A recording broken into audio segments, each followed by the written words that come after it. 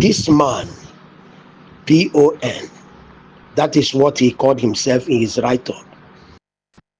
You come out and say, nobody traveled, nobody is coming. Please, sir, stop the deception, stop the bias. There is one thing I do, and I think it is something that is worthy of emulation. I am not saying it that I do it, because I do it. When I see truth, I go for it. I don't become biased about truth. I don't. I cannot, because maybe assuming that I am not part of the people that coordinated Pioneer, working under the stakeholders as regards this project, then I'll begin to castigate their claims. See, in law, when you want to prove somebody false, when you want to prove somebody wrong, you come with evidence. You come with a proof that merits your claim. I want to begin to dismantle all those things that you have written. Number one, you are one of the people that said there is grant. There is grant. Now, for long now, nobody knows that that grant you said is available, that people invested money into. There is no anything about that grant that has become a vital reality at the moment.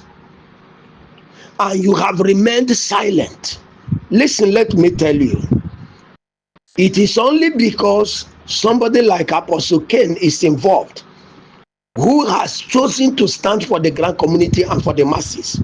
If it was like somebody like you, we would have been able to tell you that you don't rub pepper on the eyes without crying. You don't rub pepper on the eyes without crying.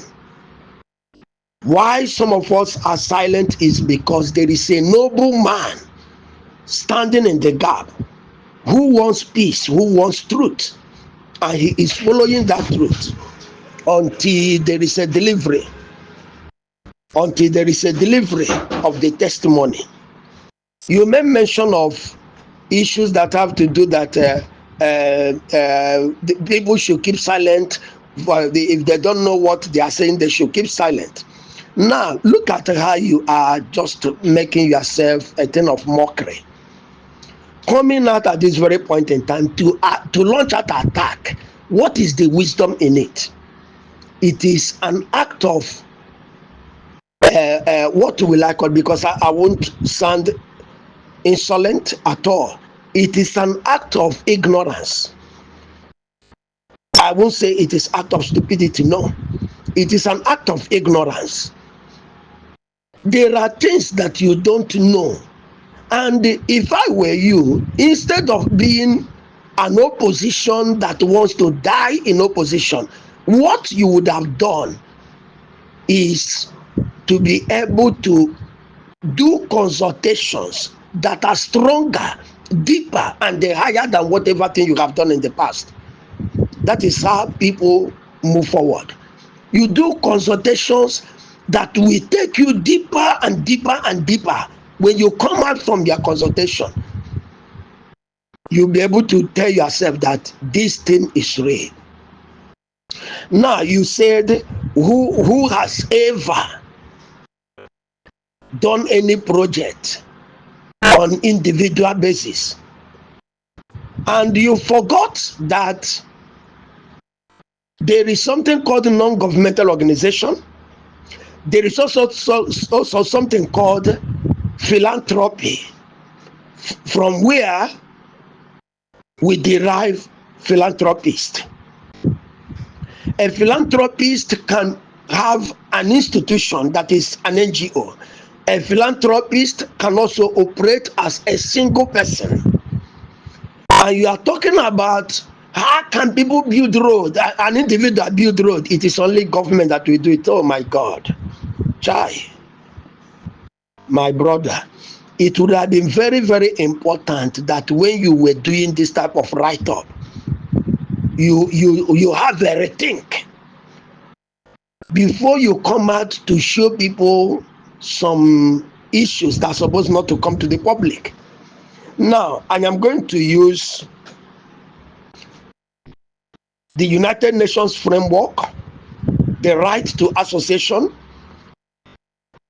the legal catch, which is national sovereignty, domestic laws,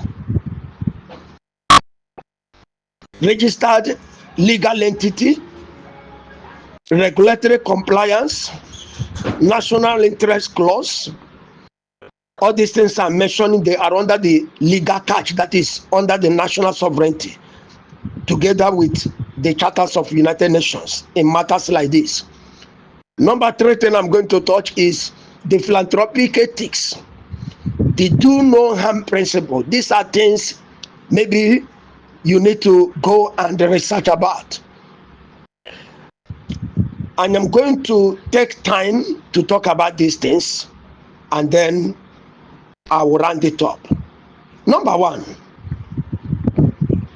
the UN framework, the right to association. The United Nations does not have a single charter that is designed institutionally for NGOs, but there are carved departments that have these charters, like the ECOSOC Resolution 1996/31, United Nations Declaration on Human Rights Defenders 1998.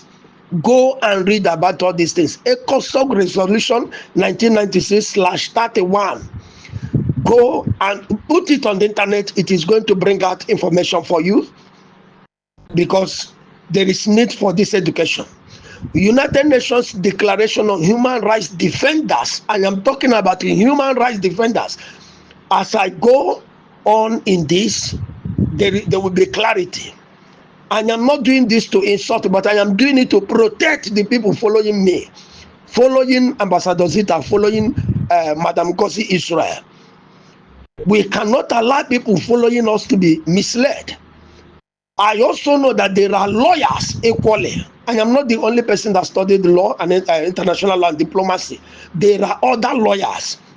If what I am saying is not constitutional, is not legal, then they will be able to rise up and counter what I am saying. Under this ECOSOC and UN Declaration, ECOSOC 1996/31, United Nations Declaration on Human Rights Defenders 1998, the right to act.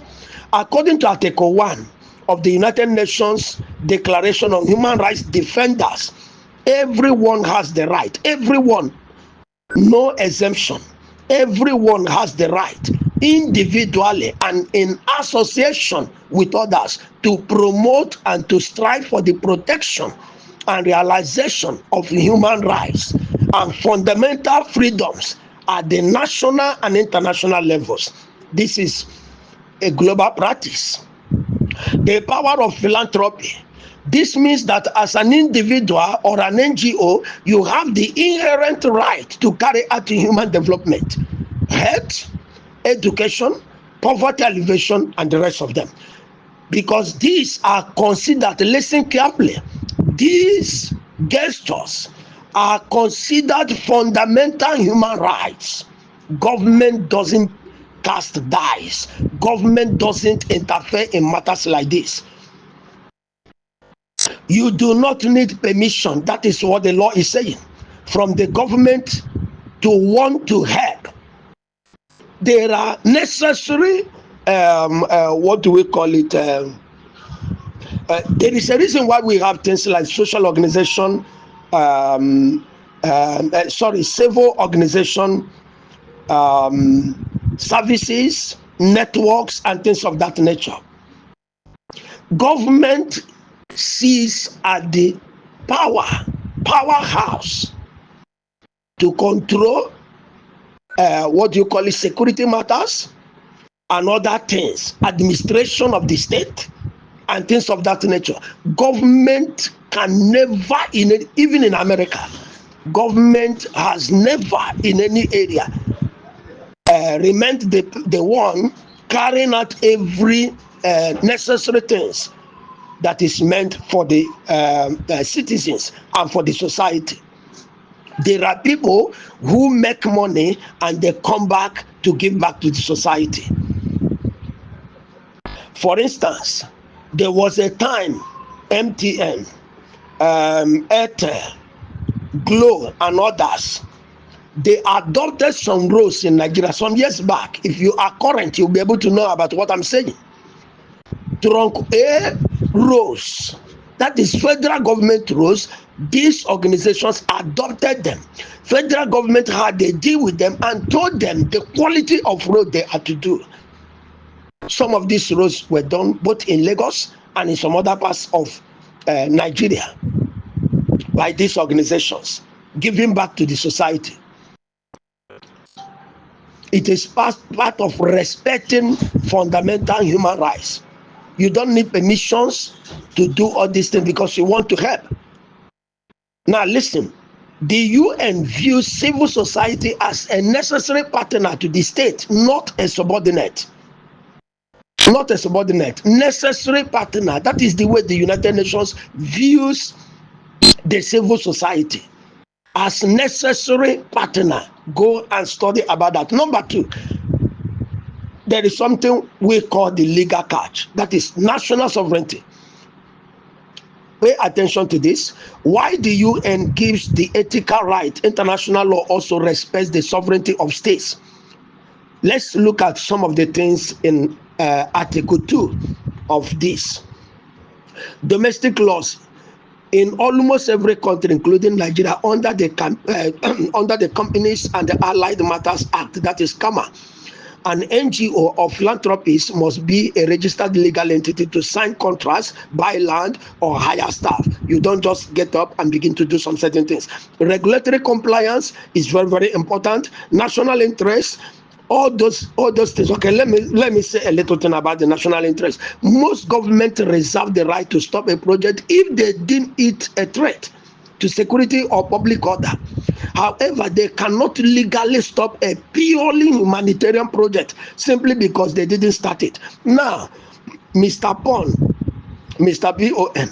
I want you to underscore this. Go and consult some lawyers you know about what I just said now.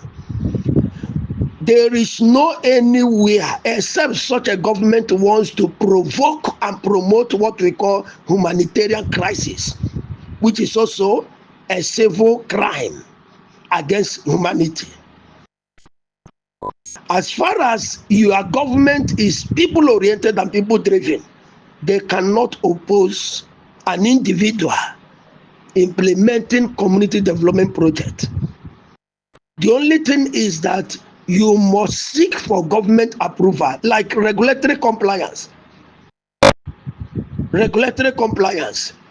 Let me say a little thing there.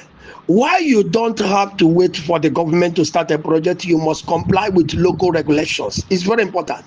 For instance, somebody building a school, you must have permit from the government. You can't just go and build a school and then there is no permit. You are building hospital, there should be medical licenses issued for you to be able to build such a clinic or hospital, or environmental impact assessment for civil works. These are things that are very, very important that you have to do. You have to do. So I am doing this to protect people under us, for them to know the money that is coming in, it is humanitarian fund meant for self-empowerment, civil empowerment, social empowerment, and every other thing that is to promote humanitarian good. Let's look at the last thing so that I can round it up. Philanthropic ethics. The do no harm principle. Ethically, the World Association of Non-Governmental Organizations (WANGO) code of conduct suggests: number 1, autonomy. An NGO should maintain its independence.